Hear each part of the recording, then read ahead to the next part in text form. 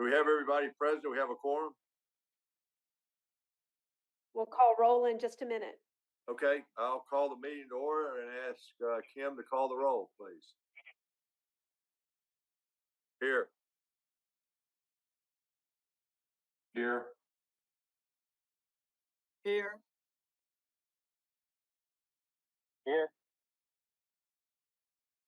Here.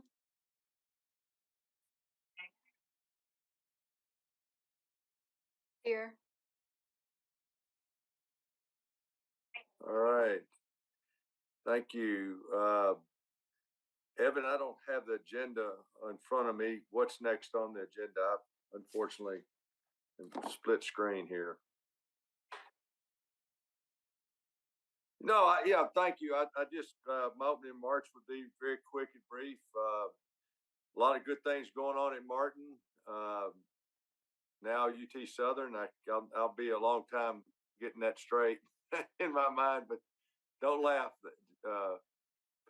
You know, it's just part of the getting old drill. But a couple weeks ago, I had the pleasure of bringing some folks down from UT Knoxville in the Urban Forestry Division and director of the TWRA. We had a wonderful meeting with about 30, 40 students about some curriculum. So it was a very exciting day at Martin or in Pulaski, let's say. And I've read the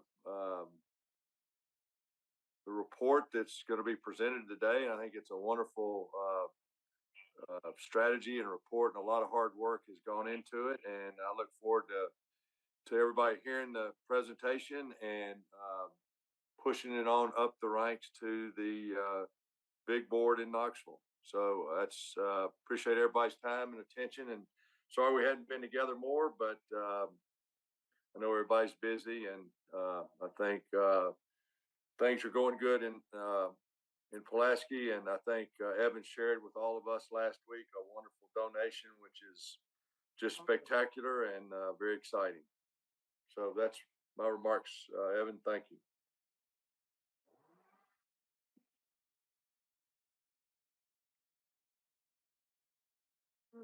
Got you. I have the opportunity to provide some remarks. I've been warned that it needs to be brief because we want to leave our time to discuss the strategic plan. Just want to say welcome. I wish that we could be together in person. You know, COVID, I think, gave me enough of Zoom meetings for a lifetime, but this is a great opportunity when we don't have the ability to be face to face. Appreciate your flexibility. We had intended to meet face to face to discuss the strategic plan. And in light of that, hopefully you've had a chance to take a look at it and that we can have some good dialogue about kind of the vision and the direction.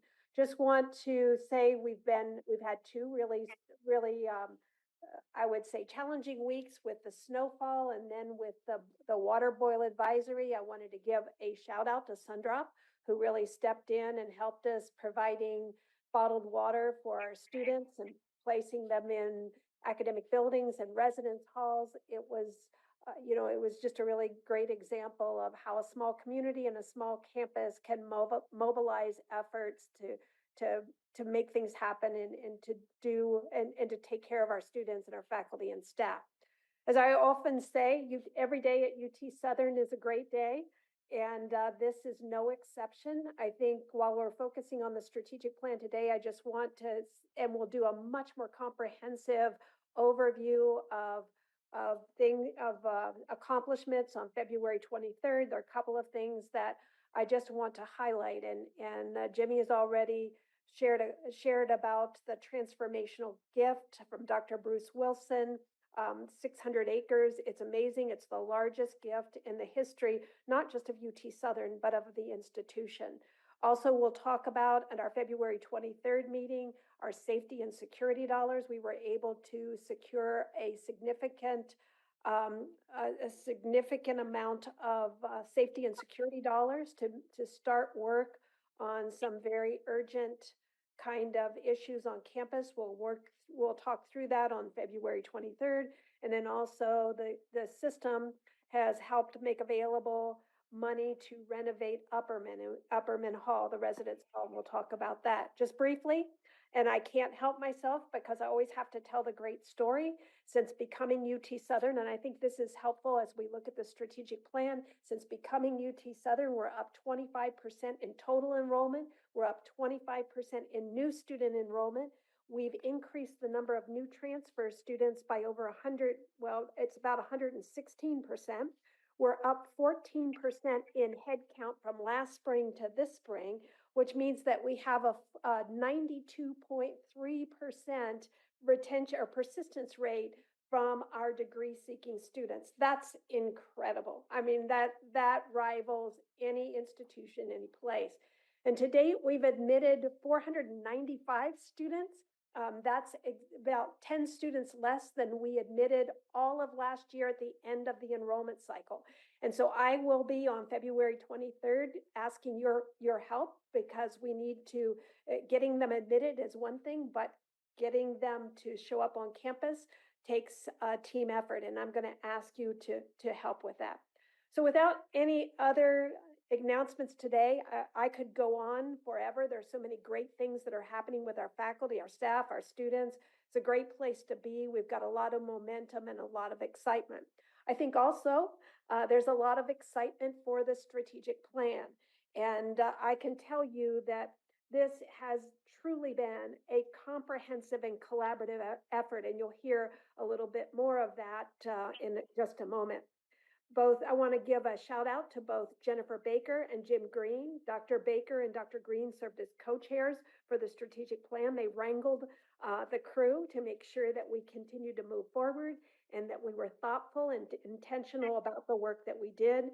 And then also, I don't know if you've had a chance to see the mock-up of the semifinal project. Would say thanks to Amy Rose, our Vice Chancellor for Communication and Marketing, who got it across the finish line with regard to design and layout.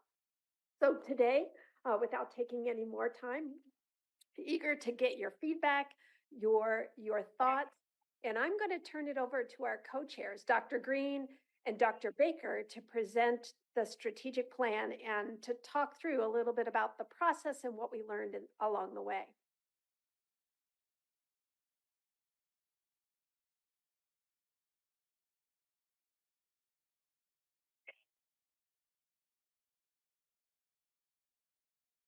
Yeah. Entertain a motion to approve the minutes as presented. So moved. Second, Second. Kim, will you call the roll, please? Yes. Aye. Yes. Yes. Yes. Yes.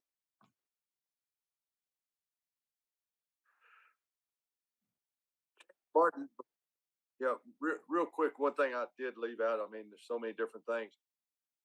Chancellor Martin, would you reflect on our meeting this summer where we brought Senator Pody and Dr. Stum down for a day on campus and how that went and your thoughts on that? So we spent some time on campus just talking about opportunities, how to leverage, I think, the partnerships across the state.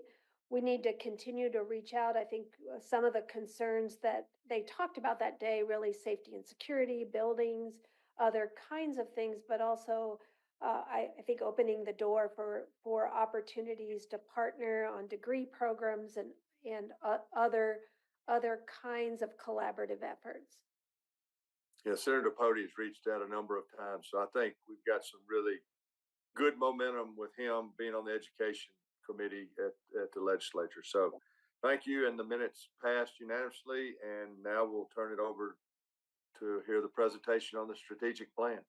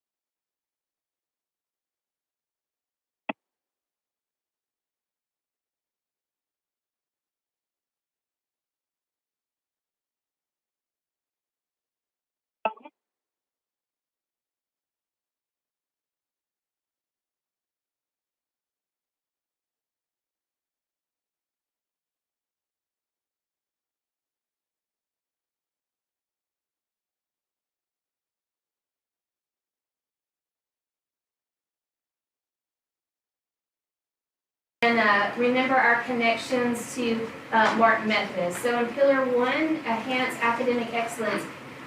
In Pillar 2, create transformational student experiences. And in 3, establish greater connections. So what we were talking about here, what we are addressing are people, purpose, and partnerships. So each pillar has a goal. Each goal has 5 metrics. Each metric has 3 objectives, and each objective has 3 strategies. So in Pillar 1, the committee itself was broken into 3 different groups. Each group took on a pillar, and they were charged with editing the pillar to make sure that it really represented what they heard and the themes that were addressed throughout the 10,000 plus sticky notes that we ended up with. So we wanted to make sure that all that hard work was not just brushed away, but that we really encompassed what the students, the staff, the faculty, and the community really wanted this plan to embrace. And they were also in charge of looking at the objectives and seeing if they needed any kind of prioritization. So in Pillar 1, they had addressed that they really were all important and that they didn't need to be in any specific order, so they left them as they were. But this goal really focuses on the academic experience, looking at students enrolled, new transfer students that are enrolled, the number of academic programs as a total, the first year retention, and the percentage of students graduating. As we move on to Pillar 2, this addresses our purpose, and this subcommittee also said that they felt they were all important, so they didn't really put them in any specific order. So this was really focusing on the student experience. So this looks at internships, research, leadership programs, percentage of students involved in co-curricular activities, and that first year experience program. In Pillar 3, this one really had a good bit of work to do, and this group probably met the longest overall, and really choosing specific words to make sure that we didn't leave anybody out and that it was all inclusive. And you'll see that we further down into the plan talk about alumni as a whole, because this addresses our partnerships. So this subcommittee said that all objectives were important, but they wanted to focus first on the local collaborations, and then that the system and alumni were of equal importance, and wanted to make sure that we engaged anyone at all levels through all capacities. So the goal was focused on connectedness and engagement with the campus and beyond. So they are looking at all collaborative partnerships, industry and community organizational relationships, overall employee experience, successful alumni connections, and our contributions as a whole to the community. So when we look at next steps, like I said earlier, it went to staff meetings and the faculty opening session of the semester. They gave a lot of input, and now the plan sits with you all. And I hope that, again, you've had time to look this over. Once you all give it your stamp of approval, I believe Dr. Martin will then move it on to the Board of Trustees. And what is exciting about this plan, and I think I can speak for Jim and myself as co-chairs, is that we feel that we've been in situations before where we were put in a room and told to come up with 5 catchy words and a catchphrase and something on paper that someone could hang on to, but we feel that this is a plan that we truly own it, we wrote it, we designed it, it's tangible, we can talk about it easily, and we can hold each other accountable to it. So I do hope that you will go back through and look at the baselines and the trends, the goals that we have set for ourselves to accomplish over the next 5 years. And so with that, I'd like to open the floor to any questions. So, Dr. Baker, I would just like to share a couple of observations, and that is, first, the values. I have worked on a lot of strategic plans. I've never seen a group come around a set of values so strongly as the faculty, the staff, the alumni, around the values that we had here. I can hear the voices. When I read those values, I don't know whether as an advisory board you get that sense, but when I read those values, I can hear the voices, I can hear the commitment, and I feel the kind of the declaration of this is who we are, and these are the things for which we stand.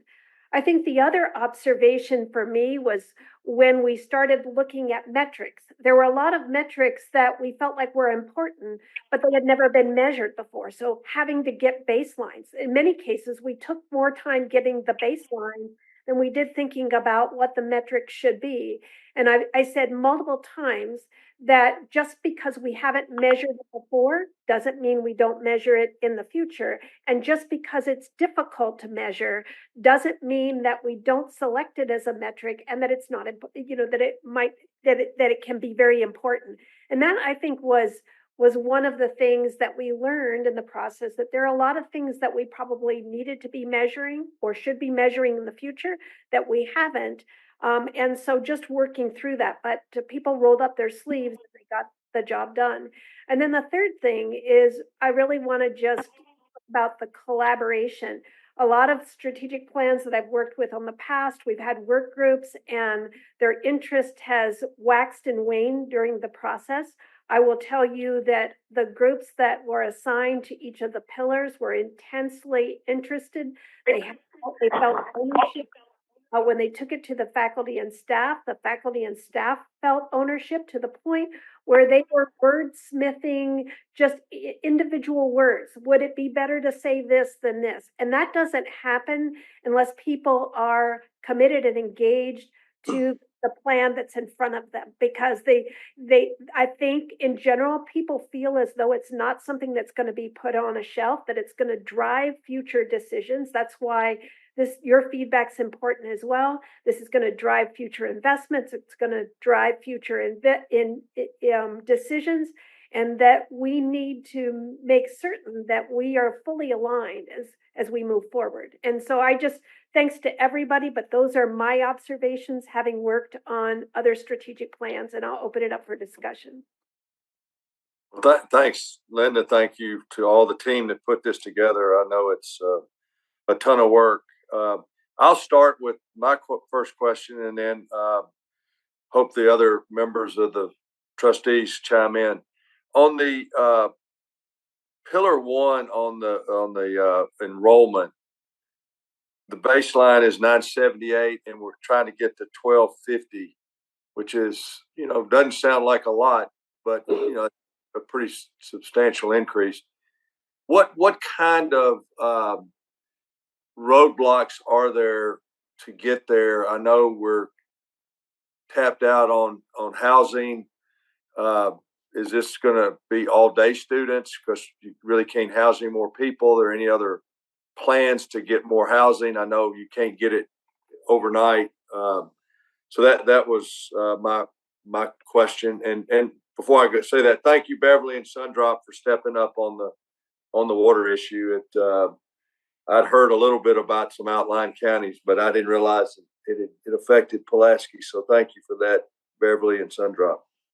Oh, that's what we're supposed to do. Absolutely. Thank you.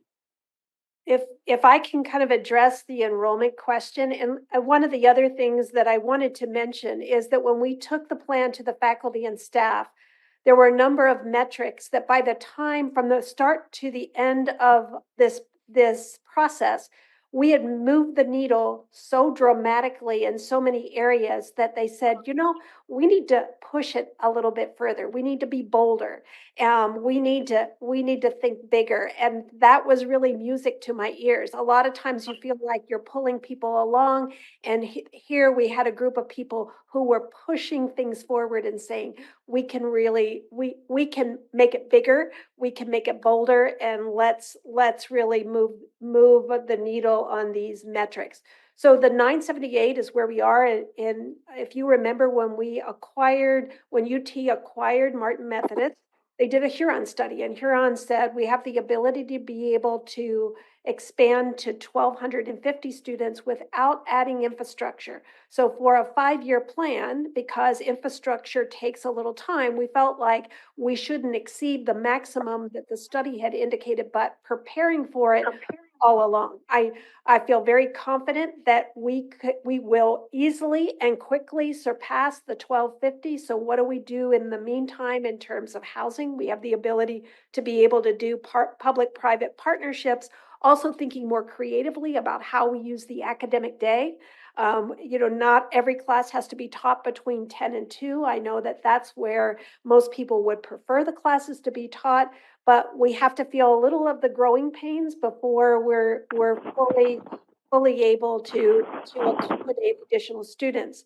The other piece is that the city has been extraordinarily, I would say, supportive in terms of our growth, our vision. They've been involved in the strategic plan, but we have to recognize when you're in a small town, you have to move together. So, for example, we can't grow beyond what the city infrastructure and what they can support as well. So we're working together. I fully see that we'll be able to get beyond the 1,250 very quickly.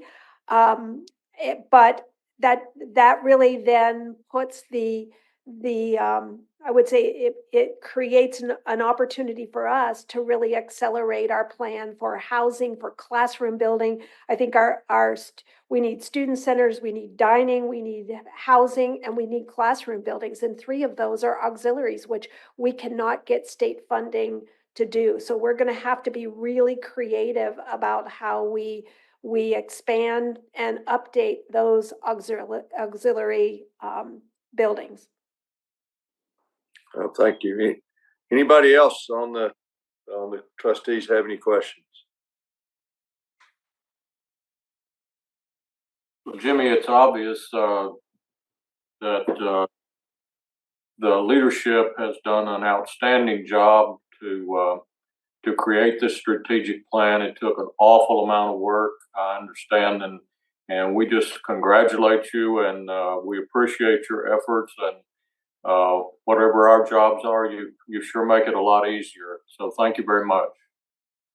Well, I appreciate that, and I just want to say that leadership removed barriers and fostered collaborations, but it was the faculty and staff who rolled up their sleeves and got the job done. And to me, that speaks highly of kind of the people that we have on this campus, the commitment that they have to students, and the care and concern they have for one another. Anybody else? If I could just ask really quickly, as you read the strategic plan, any just perspective in terms of what got you excited as an advisory board about the strategic plan and the things that we had identified? I'll speak from a Nashvilleian. If I was living in Pulaski and I saw the enrollment up 25% and what that would mean for economic development, I'd be pretty doggone excited. I mean, the ancillary benefits of that are exponential, from, buying more Suntrop, going to the grocery store, gasoline, housing, construction, you name it, more faculty, more staff, more opportunities for everybody. There's just really not, you can't put your finger on how important that is. I was with Dr. Stum in Lebanon, and what Cumberland has meant to the Lebanon community is just, unprecedented. From, you just see it, you see all what they're doing and what they're trying to do. And and it's a huge economic development tool that you just really, the fingers are so many and so deep that you just can't say, oh, it's this or that. It's multiple facets of jobs and opportunities for a lot of people. Drain, you're awful quiet. I'll go. I ahead. think for me, and Pillar 2 got me the most excited. Talking about like the internships and, getting them engaged in leadership programs. UT Southern's creating the next workforce, right? They're creating the next generation of leaders. So I'm glad to see that's the focus, because obviously we all want the next generation to succeed and be good, right? When they come out of college. So I was excited about that. I'm glad that's a focus for sure. Well, this is nitpicking because I agree with both of you and everything you've said, that you are in giving more to the student athlete. That's very important. Personally, we had a problem with Vanderbilt and a son playing on the baseball team. He got zeros every time he played baseball in this certain class. And at Vanderbilt, they said, tough, you either change your major, that's, tough. That's just the way it is. So I was glad to see that you are thinking about the athlete and the student and make them coordinate together, because, that has bad taste in my mouth towards Vanderbilt. Well, 41% of our student body are athletes.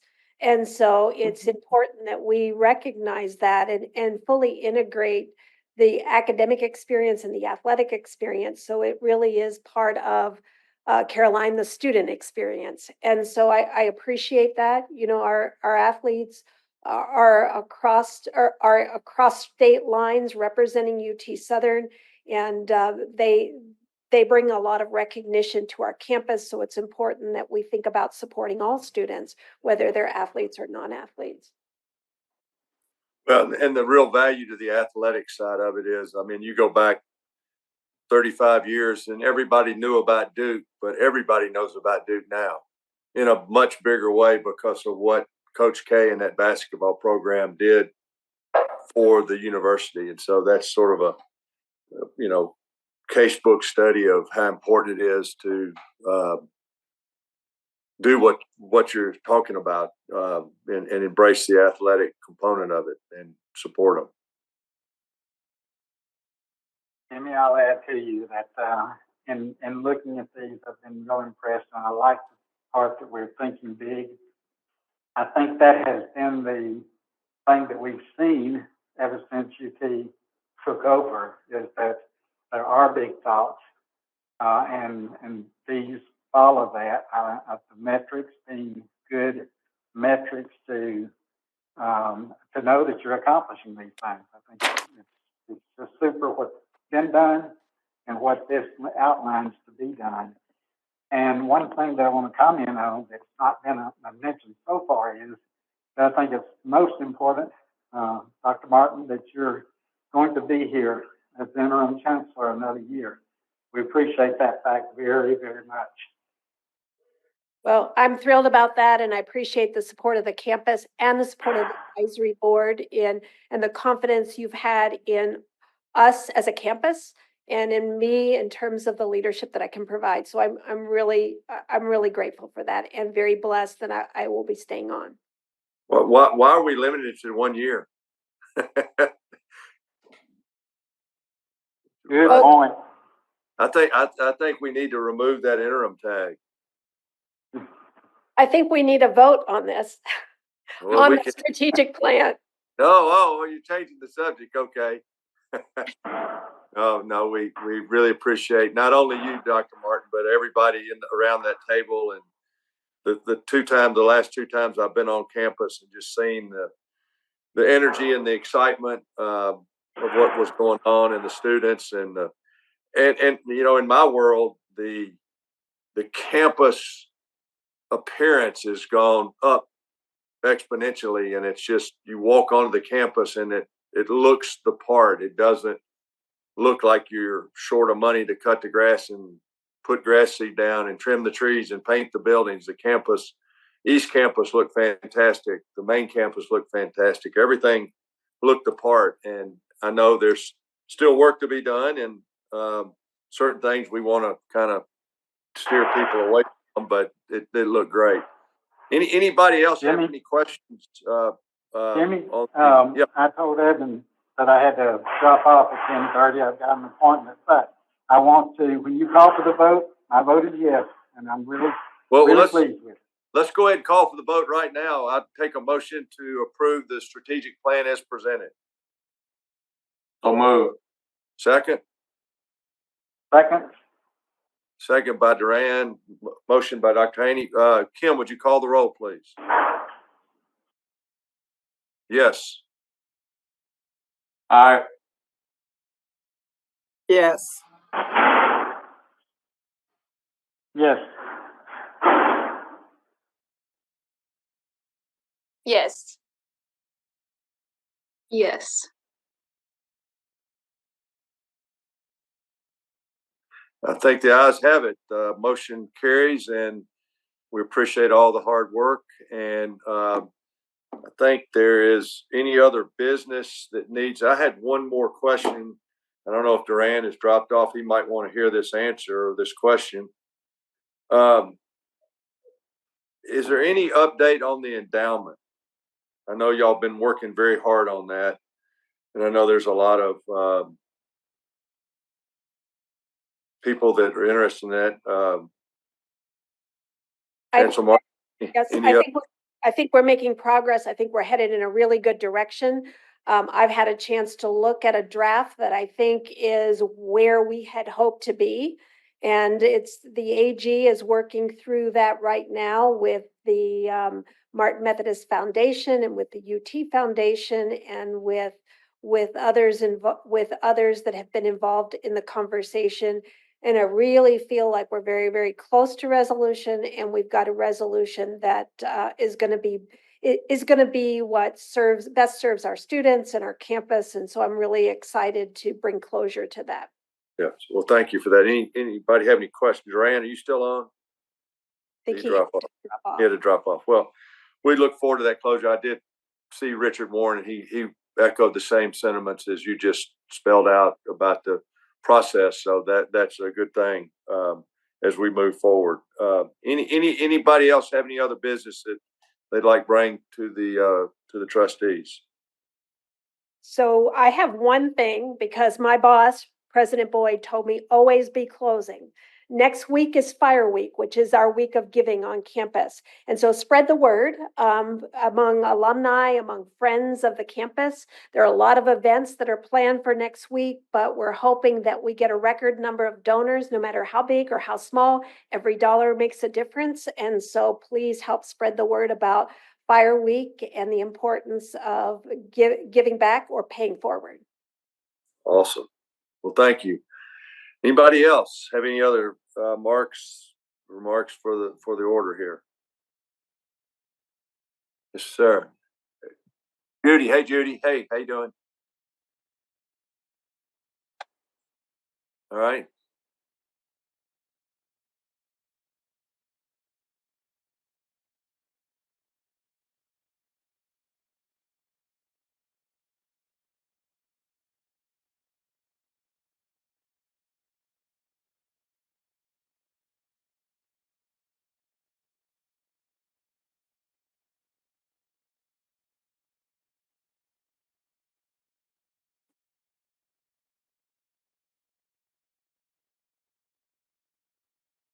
Awesome, awesome. And Beverly will love that too, as a former chair of the Tennessee Fish and Wildlife Commission, the first ever female chair of the commission. So, True. yeah, can't hide from that, can you, Beverly? That's the truth. No, First and ever. Did a I'm great still job. 100% for it. Yeah, It's always good to be first. it is. Absolutely. So just to, Beverly, what we're doing is trying to get a curriculum that will qualify for people to roll right into the application process to be in law enforcement. It's a very comparable curriculum that's at UT Martin. It's a very comparable program at UT Knoxville, but they just didn't have it available at Southern, and we felt like the area around UT Southern was perfect for the type of, folks that we were looking for that love the outdoors, understand the outdoors. And so, thanks to Jason, who's a wonderful director, transformational, been in the saddle for a year and a half and doing a fantastic job. And I'm happy to hear that, Judy. That's great. You don't want to tell Jason or give him an idea because he's going to run with it. So I'm happy to hear that that's in the works. That's great. I'll be glad to help communicate with, and maybe our foundation, the Wildlife Foundation, we can also Spread the do word. whatever we need to do. Yeah. Yeah. We- Well, let's talk about that offline, and we can Okay. get with Jason and the folks and Judy and Yeah. get that rolling. Yeah, it'd be great to That'd be, really yeah, push I it would get forward. Joey, yeah, Yeah, great. okay.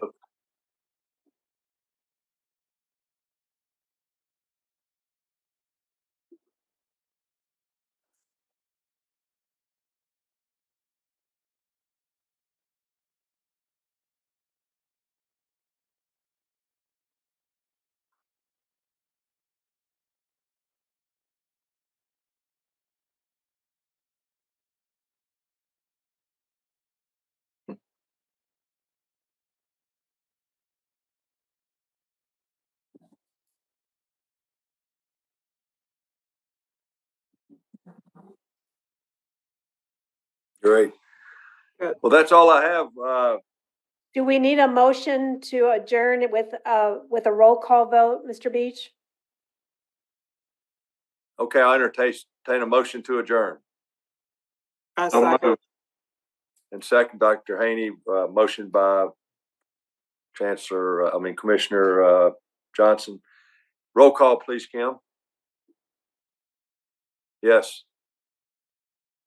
Aye. Yes. Yes. Yes. All right, the ayes have it. Next meeting will be in person. No more Zoom meetings at the request of the chancellor. I'm tired of Zoom as well. I like to see people, and I want some good old Southern food as well.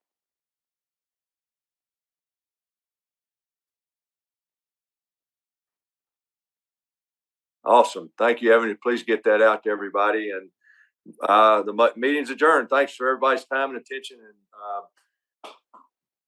see everybody on the 23rd. Thanks so much. Thank you. Okay. Jimmy? Thanks.